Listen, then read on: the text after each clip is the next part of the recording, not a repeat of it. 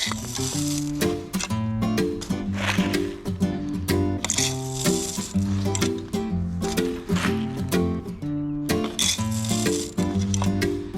추비 용도로 상당히 괜찮은 제품이 있어갖고 요거를 제가 준비해봤습니다. 그래서 요거 한번 시험적으로 써보려고요. 한 포?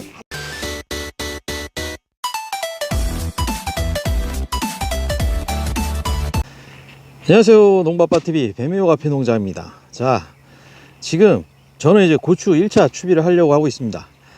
고추 같은 경우에는 다비성 작물입니다. 그래서 그 밥 만들 때 뭐 퇴비, 뭐 복합비료 이런 것들을 충분히 넣었다고 하더라도 그 시기에 따라서 추비를 해주시는 게 이제 품질 좋은 고추를 수확하고 또 다수확할 수 있는 이런 방법이 되겠습니다.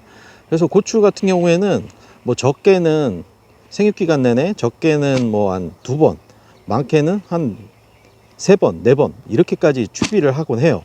그래서 자, 그럼 요번 영상에서는 이 고추를 추비하는 시기를 언제 하면 좋을지, 그리고 이 추비하는 어떤 비료를 쓰면 좋은지, 그리고 마지막으로 그럼 추비를 하는 방법, 요거에 대해서 조금 말씀드리도록 하겠습니다.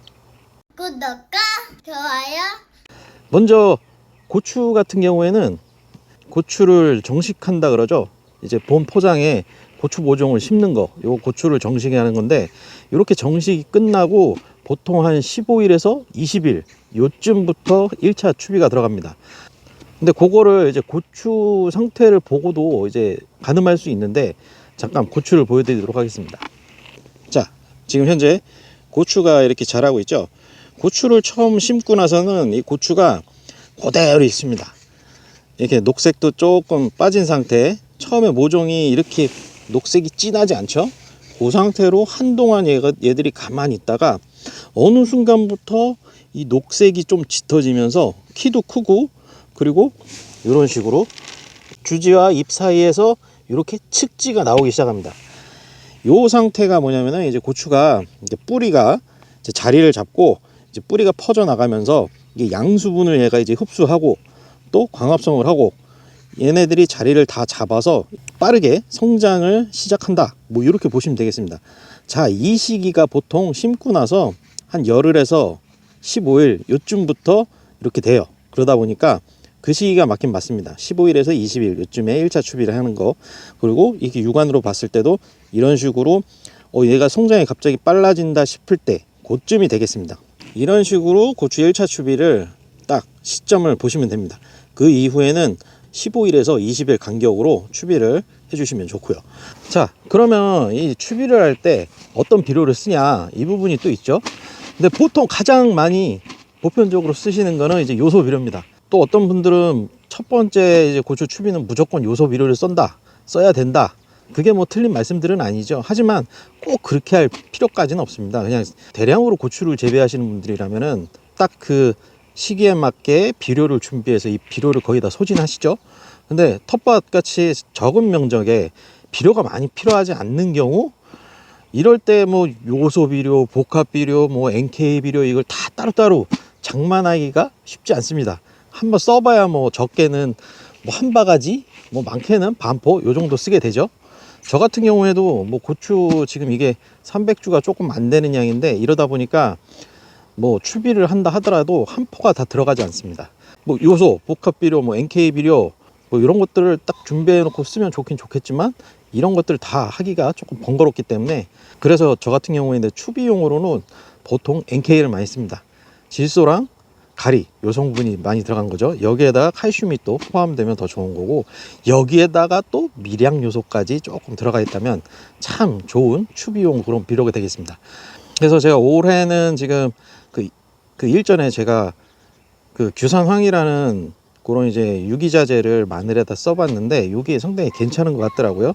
그래서 그 업체에서 나오는 이 추비 용도로 상당히 괜찮은 제품이 있어갖고 요거를 제가 준비해봤습니다. 그래서 요거 한번 시험적으로 써보려고요. 한 포?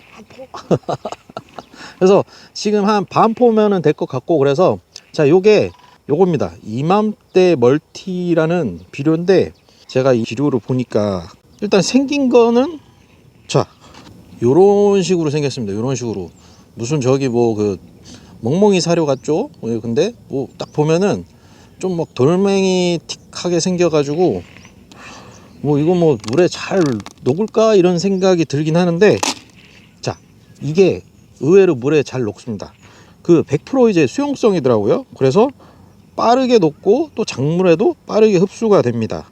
그리고 이게 생각보다 그 많은 양을 사용하지 않아도 되더라고요. 100평에 10kg짜리 한 포면은 뭐 추비 용도로 충분히 쓴다고 합니다. 그리고 이제 여기는 이제 질소, 가리, 그리고 유황, 고토는 마그네슘이죠.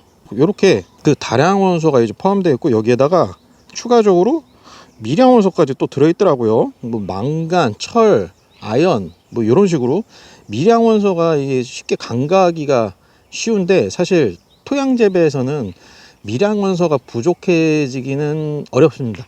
토양은 어느 정도 이제 미량 원소를 포함하고 있기 때문에, 그렇다고 해서 미량 원소를 아예 무시해버리면 안 되죠. 그래서 우리가 보통 붕소는 많이 하십니다. 붕소는 토양 재배에서도 붕소는 꼭 하는 그런 이제 미량 원소 중에 하나인데, 여기에 근데 이것 이외에 뭐 아연이나 망간 이런 것들도 미량 원소를 우리가 토양에도 해주면 확실히 작물한테는 좋습니다. 그래서 뭐 여러 가지 작물의 성장에 도움이 되는 여러 가지 성분들이 잘 들어가 있고, 여기에다가 또 이제 물에도 잘 녹는 이런 특징을 갖고 있으니까 흡입용 비료는 상당히 좋죠.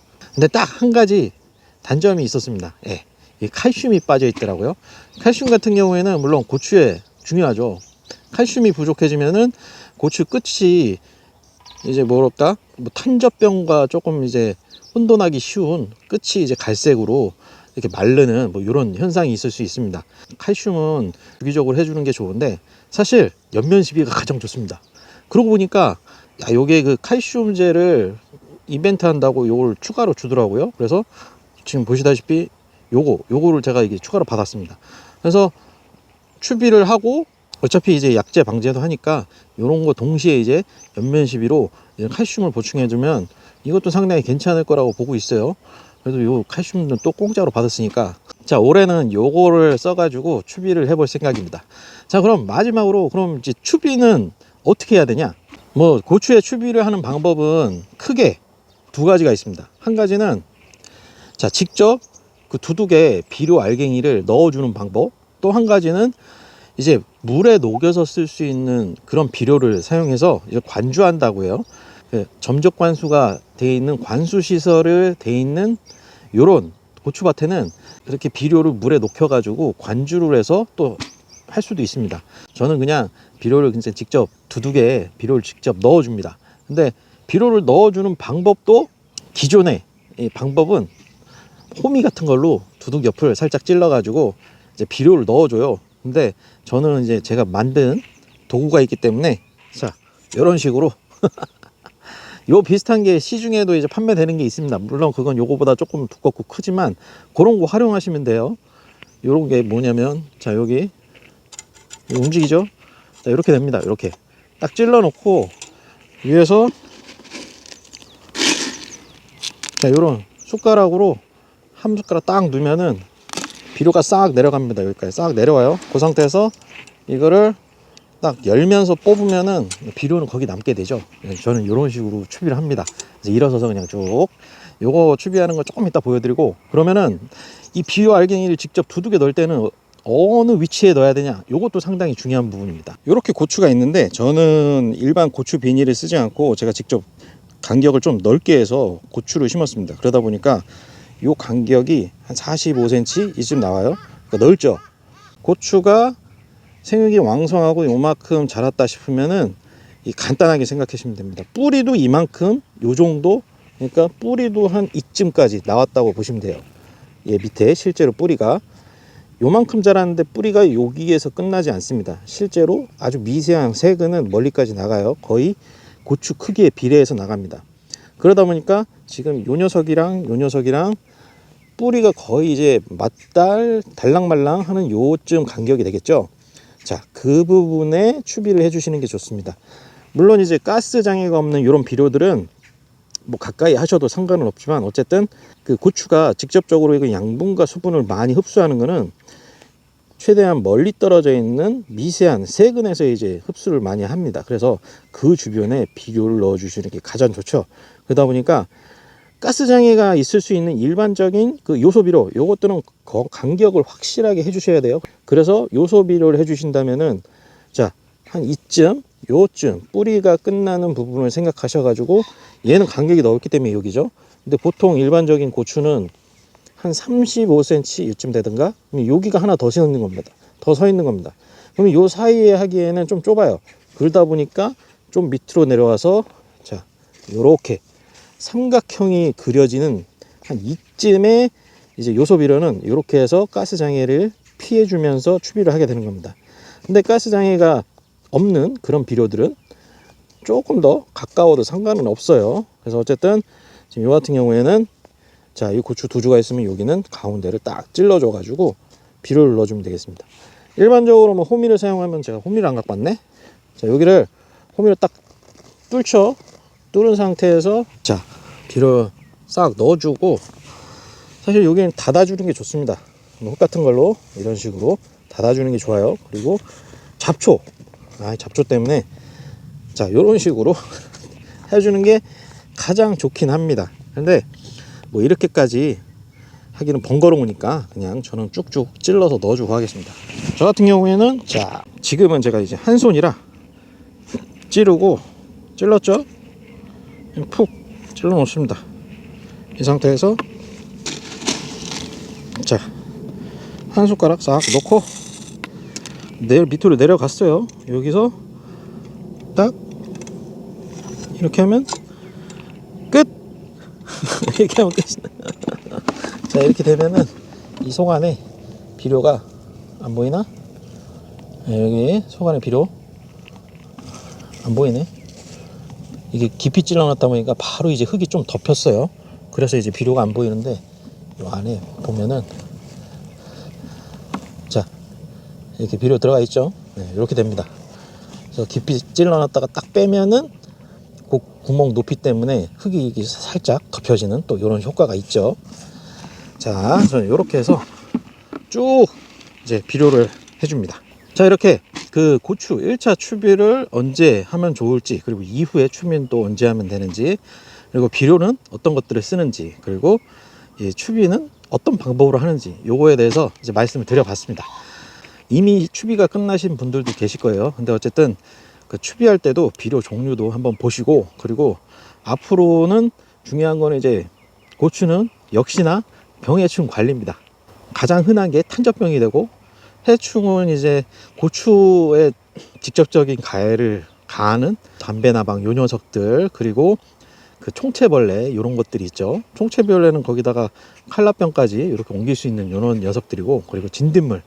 자, 어쨌든 고추가 커가면서 관찰 잘 하시고, 주기적인 그 예방 차원에서의 방제 이런 것도 함께 하시면은 뭐 올해 고추 무리 없이 잘 하실 수 있으실 겁니다. 자, 그럼 이번 영상은 여기까지 하고요. 또 다음 영상에서 찾아뵙도록 하겠습니다. 안녕히 계십시오. 구독과 안 돼요.